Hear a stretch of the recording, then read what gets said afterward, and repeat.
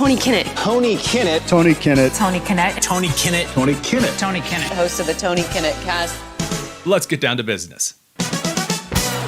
You're listening to the Tony Kinnett Cast on 93 WYPC. WCYTV. Here on the Daily Signal. My. Hope you're in the mood for a little bit of pork, ladies and gentlemen, and I'm happy to say it doesn't look like, at least at this second, you're going to be in for a delicious buffet of Congressional pork. I recommend something perhaps that is sat in the smoker and actually helps digestion instead of making you physically ill, and not to mention light in the wallet. Good evening. Welcome to the Tony Kinnett Cast here on this Thursday, December the 18th, because Congress is a mess. I know, what else is new? But no, this one is particularly interesting. After all, we are looking at the end of the year, the end of this particular Congress, getting ready for a Republican Senate majority. Although still a slim Republican lead in the House, there is a trifecta at hand for the right. That is, if they can actually maintain some momentum. And why do I kind of frame it up that way? Americans, via what we saw in this election, are tired of business as usual. They have gotten the sore end of the deal over the last couple of years in federal government policies that have particularly affected them. They're tired of the media lying to them consistently and framing things in ways that defy common sense. One of these ways, by the way, is from one of our dearest groups to make fun of, CBS. Now, CBS has fallen a long way. And the most recent example of such is in their coverage of TikTok, the popular social media kind of short video app, which is owned by the Communist Party of China. It is a Chinese company. This has been proved in a number of different ways. We won't go into all of those various ways at the moment. We're actually saving that for an upcoming episode. Suffice to say, there have been private congressional briefings by national security agencies outlining all of the ways that the Chinese Communist Party analyzes and then manipulates American data, as well as the algorithm to promote damaging activities to American kids and like really profitable kind of citizen building activities to Chinese nationals. So very weird stuff there. The company, after a law passed in the United States, would have to completely divest from China. It would have to be an American company. I know, what horrors. And they would just have to run TikTok as a US-based company here in the country. And the company threw a fit and said, no, we like our communist overlords in Beijing. And so the deadline ticked away until finally it looked like, TikTok was not going to be allowed to be a Chinese-operated country here in the United States. So they filed an appeal with the Supreme Court. Kind of a bold move. CBS decided to frame this in one of the most illiterate ways I've heard in recent weeks. Take a listen. Can you further break down for us the case both for and against this law that could eventually lead to TikTok being banned? Yeah, I mean, very likely could lead to TikTok being banned because this case is not looking good for them. You can think of this as sort of TikTok arguing First Amendment issues and the federal government on the other side crying national security. So TikTok's argument is basically Americans have the right to access speech on the social media platform of their choosing. If they want to upload videos to a Chinese-controlled app, that's their right as Americans. If they want to look at speech on that app, so be it. But on the other side, there are real national security concerns that animated Congress's very intentional choice. I'm sorry, I need to, again, put that into a short bit of context here. The First Amendment versus national security. No. It's not whether Americans have the right to access something. It's whether another nation has access to you. The Communist government of China does not have a constitutional right in this country, in any way, shape, or form, to access you, your data, what it is that you're doing, manipulate your social media feeds. Those are called cyber attacks. And giving China open, unfettered access to it is extremely dangerous. And this now brings us over to good old Congress. Now, when we look at the congressional situation, especially over in the House of Representatives, I do want to remind you that we do have a Republican majority.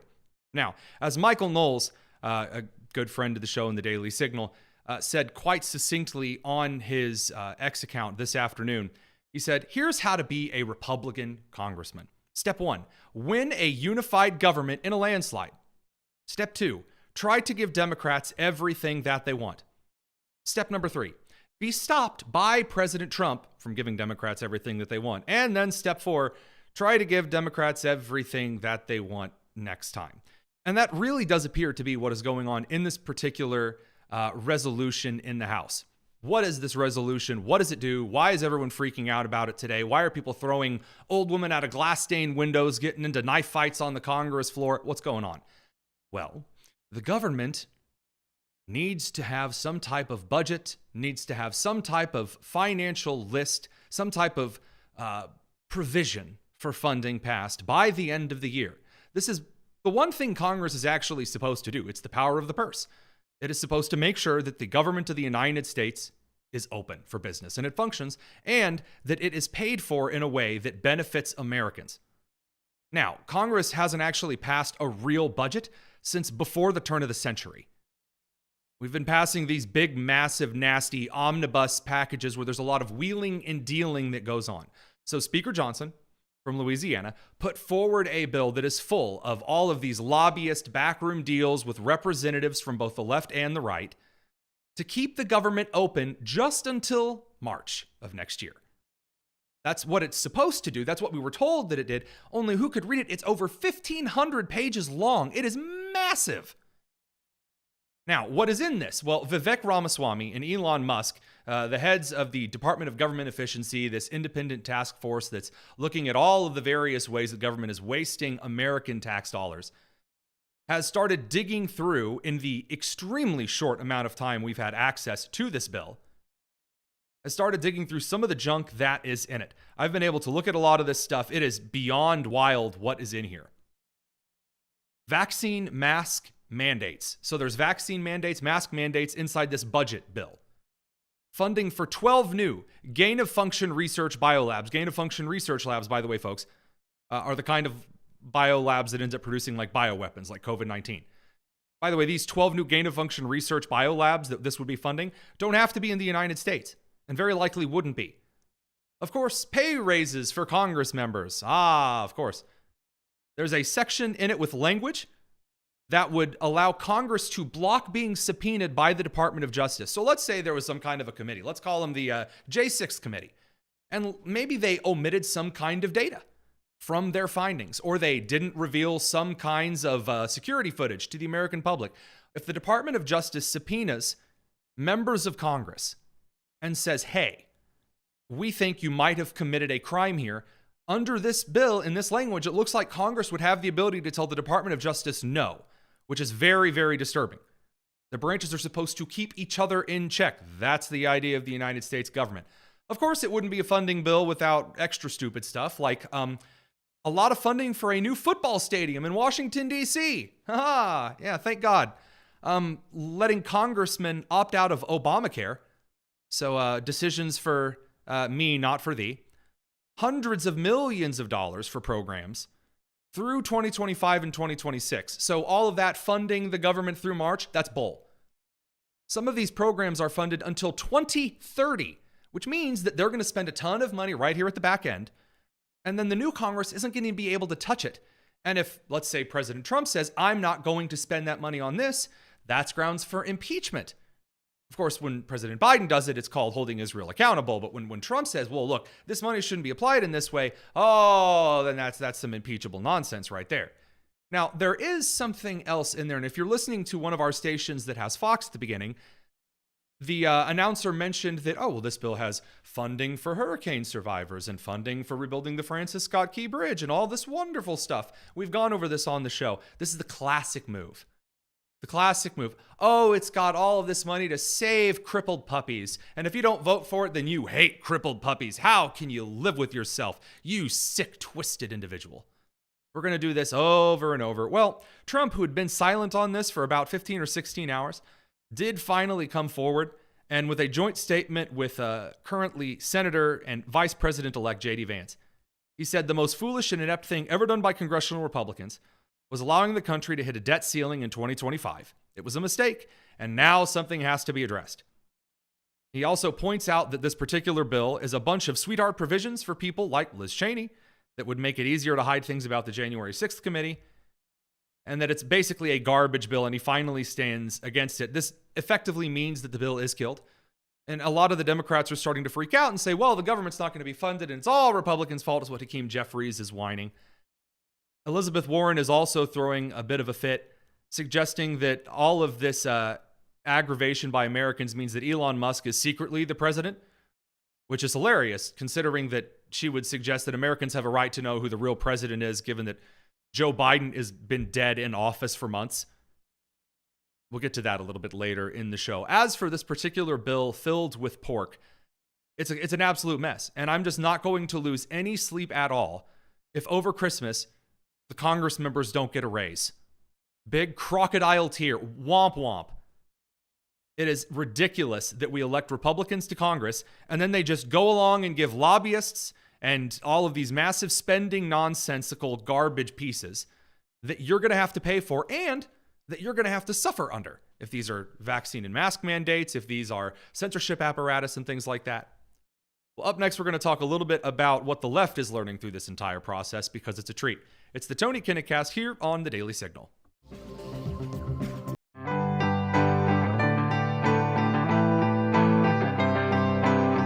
It's the Tony Kinnett Cast on 93 WIPC. Closing time. A little bit of an update.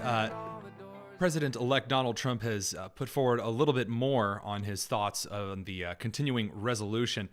He says, if Republicans try to pass a clean continuing resolution without all of the Democrat bells and whistles that will be so destructive to our country, all it will do after January 20th is bring the mess of the debt limit into the Trump administration rather than allowing it to take place in the Biden administration. Any Republican that would be so stupid as to do this should and will be primaried. Everything should be done and fully negotiated prior to my taking office on January 20th, 2025. So this is quite the take here. And the reason that I would argue that it's kind of the take that we expected from Trump all along is that Trump is ready to get moving on day one, doesn't want a bunch of silly nonsense clogging up the first 15 minutes of the presidency. He's going to be signing executive orders left and right and undoing a lot of the mess that Biden did through his executive order series. I really would like to see that this be the administration in which Republicans are put in a position of following after what it is that Republican constituents, if they're Republicans, elected them to, or facing a potential primary. This is shown to be pretty effective when you're looking at senators who've been in D.C. for so long. They have so many lobbyists and legacy media reporters in their ear that they forget that, for example, in the case of Joni Ernst, that you need to be reminded that Americans have put you there to accomplish their purpose, not what the lobbyist over at Eli Lilly has for you today. So that's the Republican side of the aisle, the classic little bit of chaos, but maybe a little bit of order coming back to that side of the aisle. How are the Democrats doing? Well, I'd say not so good, Dan. Not so good at all. Well. How the turntables? And boy, have those turns tabled indeed. A couple of reasons for this. So, number one, the Gavin Newsom progressive authoritarian wing of the party, who has got his lovely spot out on the West Coast that people are fleeing in droves, has just issued a state of emergency in California in response to the H5N1 bird flu. The same like bird flu that we've been hearing about since like '05. Now, you might say, well, hold on, Tony. Is there any cases of human infection of the bird flu in California? I mean, after all, if you've got like 1,000 Californians who are infected with the bird flu, oh no, there are currently no cases of human transmission of the bird flu in California. None. So what is this, what does this emergency order from California do? It gives Gavin Newsom a huge amount of power in deciding what businesses can be open and closed, like COVID. So break out the masks if you're out in California, and after you break out the mask, get out of California. Those are just pro tips for life. A little bit on the Democratic place as you move further east is Not looking any better. A lot of Democrats are still in the early stages of grief. So we'll talk about some of the Democrats finally starting to reach the acceptance stage. Some of the Democrats are still in the denial stage, throwing a fit because the electors did in fact certify Trump's victory. Some of them are really still in the anger stage, the argumentative stage about it. And no one at the moment is portraying that better than those on the left who are not attending Trump's inauguration. Now, there are a lot of different reasons for this. I think that, I don't really care if you attend an inauguration or not. We're going to be in D.C. The show's going to be there that day covering the event and all of the chaos it's sure to bring. But I don't really care. Like, if you don't want to go to, the inauguration, that's fine. It's not an airport. There's no need to announce your departure. And that's what a lot of I want everyone to know. I am not going to Trump's inauguration. And that's already been said by all of the squad members. So, for example, if you're Representative Delia Ramirez from Illinois, you need to come up with a list of reasons why you're not attending the Trump inauguration. She says, quote, "I am a brown woman, a daughter of immigrants, and I would feel unsafe. As this man, on day one, announces all the horrible things he will do to try to harm the communities I love." If only she'd actually seen some of the data from legally immigrated Hispanic communities. Given, again, as someone who actually speaks fluent Spanish and spends a lot of time working with, for example, the legally immigrated Hispanic communities here in Indiana, did in Wisconsin when I was in college, I can very safely say that whether they are from Central America, Honduras, Nicaragua, they're from South America, whether they're just south of the border in good old Mexico, not a big fan of the Biden-era policies in the slightest. Many of them are more excited about the deportation of illegal immigrants than many individuals who are not part of any Hispanic communities. But by all means, get out there, tell us how excited you are that you're a brown, whatever that means, woman. I don't even think you could probably tell me what that means given your stance on gender ideology. But moving right along, we get a little over to Politico. Politico. Not the best reporting, but sometimes they do have some pretty stellar insights into how the Democrats are doing this Christmas. According to an article over at Politico by Holly Otterbein, senior Democrats aren't ruling out Kamala Harris as a presidential candidate for 2028, but not all of them are fully endorsing the idea either. Yes, please. Oh, please, dear Lord in heaven. I really, really want to see the Kamala Harris 4.0 campaign so badly. Because they're going to end up running like the Hillary Clinton-esque candidate because the ghost of Hillary Clinton is just going to haunt the Democrats forever. Kamala Harris back again would just be the greatest gift to this country. Because I feel gypped. We never actually got to see the Senator J.D. Vance versus the Vice President Kamala Harris debate. I would love to see that after Kamala's been heavily drinking, as she does, for the next 4 years. That brings us over to the, let's say, federally adjacent agencies. For example, like the NCAA, the National Collegiate Athletic Association. Earlier this week, this would be on the 17th, President Charlie Baker of the NCAA went to a congressional hearing and decided to answer questions, I'd say a little more substantively than perhaps normally were found on a lot of recent congressional hearings, and admitted before Congress that, a dude with a ding-dong is harmful to women and women's sports. There's a series of biological differences. It's dangerous for them. And so senators like Josh Hawley, senators like Joe Kennedy said, hey, well, maybe you should protect women's sports. And President Charlie Baker just said, no, I don't think so. At one point, Joe Kennedy did actually go out and tell him to get a spine, which is just fantastic. So the Democrats are going to continue running down this series of stupid decisions that are looking progressively worse to the American people. And this boils down to the stage of acceptance. This involves the Washington Post, the New York Times, people like Senator John Fetterman, even Biden talking in interviews somehow, Disney. We're going to hit that up next. It's the Tony Kinnett Cast here on the Daily Signal, nationally syndicated and first on 93 WIBC.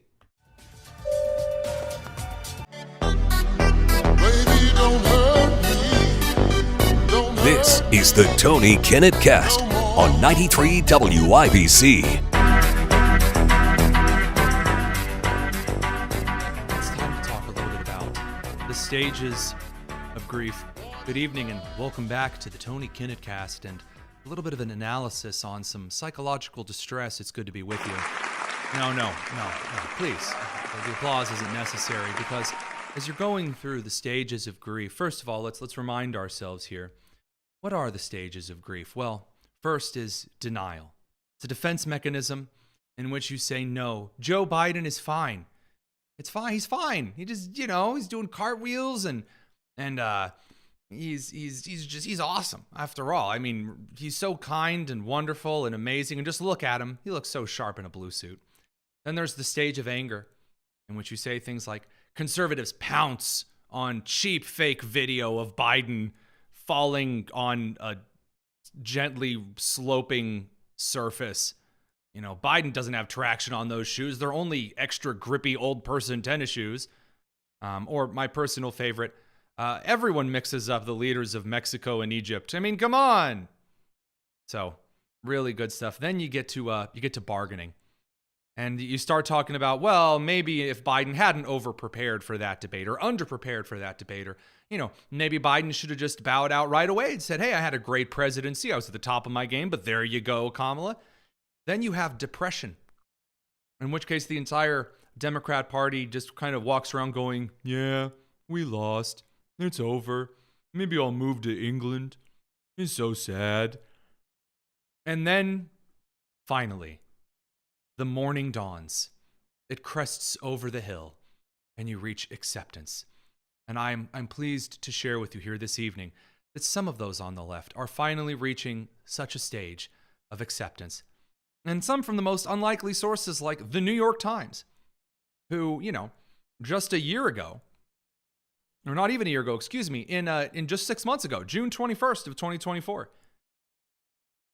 Katie Gluck, Tiffany Howe, Ang Lee said how misleading videos are trailing Biden as he battles age doubts. A flurry of recent clips, many of them edited or lacking context, laid bare a major challenge for the president as he tries to persuade voters he has energy for a second term.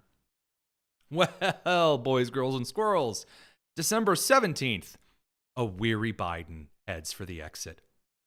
Still stinging from the election, Biden is pushing for his final priorities, but has absented himself from the national conversation about Trump. This is my favorite part. It's hard to imagine that he seriously thought he could do the world's most stressful job for another 4 years. Oh my goodness. All of a sudden, yeah, we always knew the guy was dead on his feet. He's not really making decisions for himself. Come on. His cabinet hasn't met since 2021, but hey, whose cabinet has met since Oh gosh, that's the president of the United States. So Biden got out in front of another interview because he can't hide in Angola and the rainforests of Brazil forever. He actually has to come back to the country. So he did an interview with More Perfect Union. And I really don't know what he's talking about here, but he uses the word yet. Like there's things that he hasn't really done yet. And he has just about 1 month exactly left in his presidency. I need you guys to see this one. We might not have it loaded right. Absolutely, George, and thank you very much for having me. Don't have it loaded right. That's okay. So Biden, in his beautiful wisdom, said that they hadn't been able to get the groceries lowered, the price of groceries down just yet. They're working on it, though. They weren't able to just quite get there, but hey, we're getting there. Maybe a little bit of time, left. And then the interviewer just looks baffled because, again, the president of the United States has exactly 1 month left in office. We are reaching some acceptance, finally, in some of the other outlets as well. So, for example, the Washington Post has finally released an article and now has backed up that claim from the editors that, yes, multiple studies have indeed come out, many of which have been repressed by, for example, the New York Times, in which, transgender stuff is very harmful for children. And not just the hormones, not just the mutilating surgeries, but also just affirming and pretending that a child is transgender. Not only is it, in fact, deeply harmful, so harmful, in fact, that left-leaning European countries are banning the practice until further notice, but even the left-wing, centric media outlets, for example, like Disney, has pulled an entire transgender storyline from a show about middle schoolers in kind of an upcoming animated series that's releasing in February.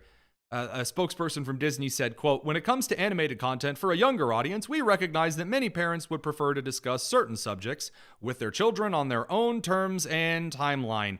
Yeah, it turns out that talking about sex with children is something parents are not a big fan of, especially if it's something that others are doing on their behalf. The person who talks about the most sensitive subjects with kids should be the parents who know the most about the child, who understand the most about the kid's development. It's kind of weird, kind of strange, kind of really gross to have the alternative. Absolutely, George, and thank you. So, moving on from that side of things, I have to tell you just a little bit about the most awkward moment in the last week. And it's not Mayorkas getting up and trying to talk about drones. And it's not yet another massive 1,500-page, super-duper, ultra-extreme, amazing bill. No, it's far more personal. It's Senator Dick Durbin. Senator Dick Durbin, in quoting the NCAA congressional hearing that we were talking about last segment, said that there are 510,000 NCAA athletes. 10 or fewer of these athletes are transgender, he says. And then he says, let's focus on ways to actually improve women's sports. Okay, boys and girls. If there are only 10 individuals in a particular group, you do not need a change in national policy to accommodate them. And if there is objective data, which there is copious amounts of, that shows that an individual with a wang might be, just perhaps, could be extremely dangerous in a contact sport to a female participating alongside in that sport, then maybe, just maybe, you tell those 10, sorry about you, pal. What you need is mental help and counseling, not to be given a spot on the college women's team. The college women's team is for women. And that's exactly what people have started roasting Durbin over. The Senate Judiciary Committee, the Judiciary Democrats, have been posting a lot lately, trying to kind of rally the country behind the nation's Democrat senators because there's just no other leadership in the Democratic Party. They're even growing cold on the Obamas after Barack and Michelle came out and lectured all of the black men for existing. Hakeem Jeffries certainly isn't, swinging through the door, bursting in and letting everyone know that, hey, I've got the leadership. It's all okay. Instead, Hakeem Jeffries is trying to fearmonger about the government possibly being shut down. He says, House Republicans have been ordered to shut down the government and hurt the working class Americans they claim to support. You break the bipartisan agreement, you own the consequences that follow. Bipartisan agreement. Get out of here. You know what a bipartisan agreement would be? Is if all of the Republicans and all of the Democrats read the bill and agreed on it. It is not a bipartisan agreement if you just cobble, like every representative just slings their piece of the legislation to the speaker's office, and then they have to go buy stock in industrial staples to just put the bill together. And then you plop it in there in the House and say, you have fewer minutes than there are pages of the bill to vote on this. You can't do that. That's not bipartisan. Get out of here. That's gaslighting nonsense. And Americans aren't buying it either. In fact, a lot of the comments are roasting him supremely because he just cares about his race. Working class Americans end up losing money when the federal government is operating at this full budget, otherwise known as the Unlimited Spending Express. Oh no, you mean I'm not going to be able to send billions of dollars to Africa for disaster relief again? Oh no! Oh man, if there's one thing that UAW auto union workers want this time of year, it's to send another $34 billion to Ukraine. Gee, what a shame we're not going to be able to do that. Aw, nerds. Oh, I love that, by the way, I will point this out. I love that this was the bill that needed the funding for the Francis Scott Key Bridge. This was the one that Biden's been signing executive orders, throwing out billions of dollars, like he's Johnny Appleseed out there at the orchard. Yet he can't slide any funding to rebuilding the Francis Scott Key Bridge that he said he used to ride all the time on Amtrak. There's no train tracks on that bridge. So, like, you know, I'm just not buying it. Every single bill is like this. There's like one good thing that they staple to a bunch of feces, and it's like, hey, why didn't you grab the feces? And it's like, dude, that's crap. That is a pile of crap. And it's like, yeah, but there's a Post-it note on there that says, I love you. Oh! Well, gee whiz. My. I certainly, I tell you what, we should just vote for the CR right now then. I mean, after all, there's this really nice Post-it note that only smells a little bit like feces. And sure, you may dump it all on the entry room carpet, but hey, that's bipartisan agreement or whatever. Yeah, no. I don't think that this tried old pistol they're pulling out is going to have the same effect. Next, we're going to be back to talk a little bit about the most patriotic Christmas movie in the United States. That's right. It's Christmas time. We're going to talk about Christmas movies, so it's time to hit on the most patriotic Christmas movie out there. We'll be back in a second. It's the Tony Kinnett Cast.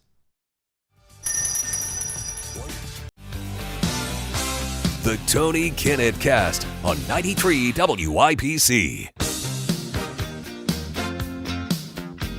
All right, Allison, we're going to talk a little bit about some of the most Christmassy, patriotic, amazing American movies here in just a second.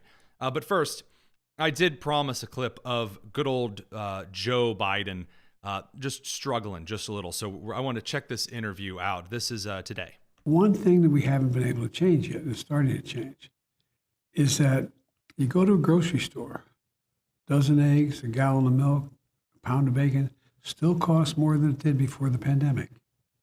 That's a lot of money for people. It's taken time to change that. So there's reason for frustration, but there's gigantic change been made. I do love that. So just resonating words right there.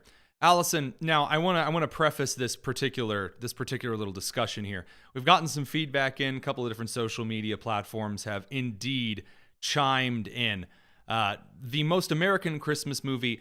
By the way, this does not mean at all, 100%. I am not talking about like the classic Americana Christmas movie like Charlie Brown Christmas or Holiday Inn, although Holiday Inn may have a little bit of a snippet for possibly a patriotic Christmas movie, or Miracle on 34th Street or whatever. That's not, just because it takes place in classical, traditional, Christmas story. I'm talking about patriotic. I mean, do you know what I'm talking about, Allison? I'm talking, again, about like patriotic American Christmas. You feel me? I don't exactly know what you're talking about. No. Okay. So I'm talking about like Die Hard. I mean, movies that just as a red-blooded American, we always talk about like, what's just like the Christmas movie you like the most, or that's the funniest, and that's just great. I'm talking about movies that are Christmas themed or Christmas oriented that just make you, you just feel like an American when you're watching them. I'm going to put forward my suggestion in a minute, but the most popular answer so far has been Home Alone, because it is Kevin McAllister beating the ever-loving daylights out of two burglars to protect his home and his property. Just absolute. Yeah, absolutely. That right there is indeed a very American Christmas movie. You know what I'm saying? Does that kind of frame it a little better for you? Okay. That's better. Yes. Home Alone 2, I'm feeling this. Right behind it, because Trump helps Kevin McAllister in New York. That's not bad. Die Hard. I was looking for Die Hard. Die Hard is in fact a Christmas movie. Anyone who says Die Hard's not a Christmas movie is in fact, survey says, well, they're wrong. So Die Hard is in fact a Christmas movie. That's very American. Yippee-ki-yay and all that. Do you have any submissions here, Allison? Any Eagle-worthy Christmas movies? I don't know if it's Eagle-worthy, but I do think it's all American is the Christmas Story. A Christmas Story. With Ralphie. I mean, it gives like Americana vibes. But it's so American. I'll give you the Red Ryder BB gun. It is all about the kid obtaining a BB gun. I mean, if it was about the kid obtaining an AR-15, I would be like, American. There you can cry. I'm not sure. I think the pink bunny suit at the end kind of strips it from me, but I'll give you that one. This is my submission for the particular contest is White Christmas. White Christmas is the most patriotic movie, period. It starts in World War II. It's at the end.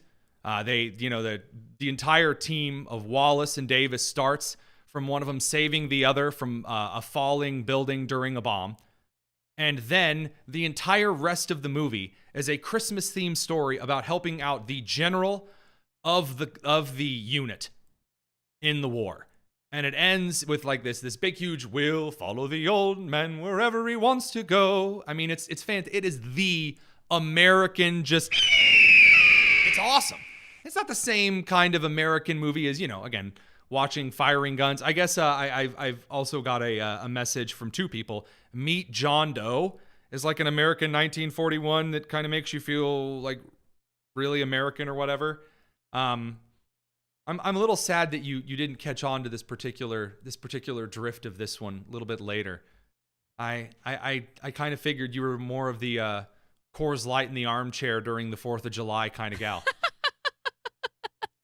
Well, I will say I think you do like violence more than I do, but I will say White Only Christmas. American themed violence, Patriotic approved. Yes. I will say though, White Christmas is definitely up there. Could you argue Elf? An American I have that on the list. Who's searching for his father in a big city. He returns home to the United States and through a very libertarian meaning of happiness and personal effort and industriousness, saves Christmas in New York City, providing a small revival to one of the darkest towns in the United States. Yeah, I'll tell you what, I'm going to give that to you. Elf is indeed a patriotic Christmas movie. Very, very good. All right, let's look around the social media.